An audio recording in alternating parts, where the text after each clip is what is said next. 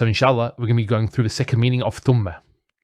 So the second meaning we're going to be talking about is Thumma being used to indicate distance. Distance between two pieces of information without order. So this differs in that it doesn't indicate order. Here, distance indicates distance in meaning. And we'll explain what this means in the upcoming example, inshallah. Let's concentrate on the blue sentence and the green sentence and see how they're related. And then we'll discuss the usage of the conjunction Thumma. So it says here, أعجبني ما صنعت اليوم.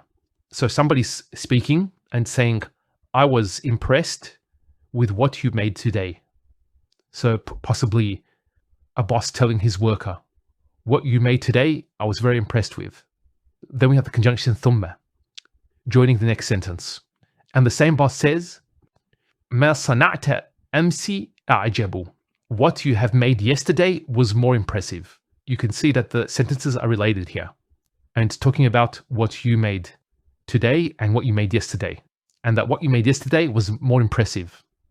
Okay, I want to highlight this particular word, MC, which means yesterday. This happened yesterday, and this happened today. So it's not talking about order. Now, question one may ask, and I'm sure there's some people that have this in mind, why use the words Thumma if you're not indicating order? Because we have another conjunction, which is a more commonly used conjunction that doesn't indicate order and it can be used, which is the Waaw. So why not use the Waaw instead? So we can take off the Thumma and put the Waaw instead. Now, with the Waaw, it's translated as, I was impressed with what you made today, and what you made yesterday was more impressive. Thumma gives a very similar meaning. Now I say similar because there's actually one aspect of Thumma which will give it more information. That it indicates a large difference in quality. It could be quality, it could be quantity, but based on the context of this sentence, it's what impressed the boss. Yesterday he was much, much more impressed. And what would indicate that is the particle Thumma. If we put the Waaw instead, it would indicate that what he made yesterday was more impressive. It doesn't indicate how much more impressed he was yesterday than today. And that's only captured with the particle Thumma. So in front of us, we have the ayah from Surah Al-An'am, the 6th surah of the Quran. And as you notice, there's the word Thumma.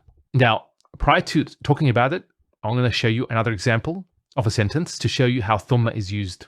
And this will pave the way to be able to understand this verse here. So we have the example. It says, Ya Fulan. Ya Fulan means, oh so-and-so. So it says, Ya Fulan, أعطيتك وأكرمتك وأحسنت إليك. I gave you, and I was generous to you, and I was good to you. And then he says, ثم تشتمني. And after all this, you abuse me? He's counting the favors they did to him. And then after all this, you abused me. Now the meaning of Thumma here is used for reproach and condemnation. So it's comparing these two things. I did all this good to you, and you abuse me. It indicates the great distance between these two matters. Going back to the verse. Now what I'm going to show you here is from a tafsir called Al-Bahr al-Muhit. So I want to quote the Arabic. This is the quote in the tafsir. So I'll just read the translation for the moment.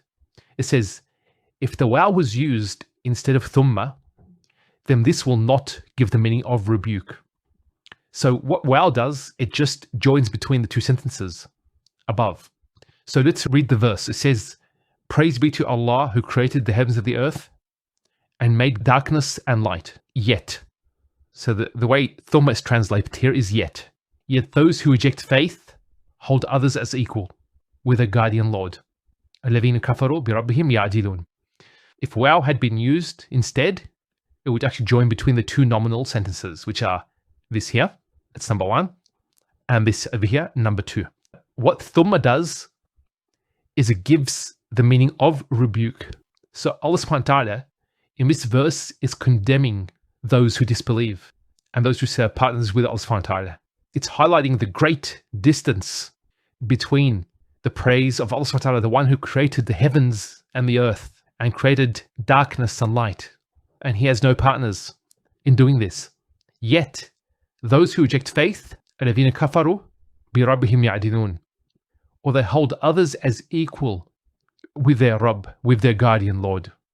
This is the first verse of Surah Al-An'am. If you actually read the rest of the surah, you realize that this is what the surah is about. It's about condemning disbelief and polytheism. And it also shows the other side as well, that of pure monotheism. And that's beautifully captured at the end of the surah in the example of Ibrahim alayhi salam. So in the next video, I'm going to highlight 2 sections in the Quran. They are identical word for word, with the difference of the conjunction used.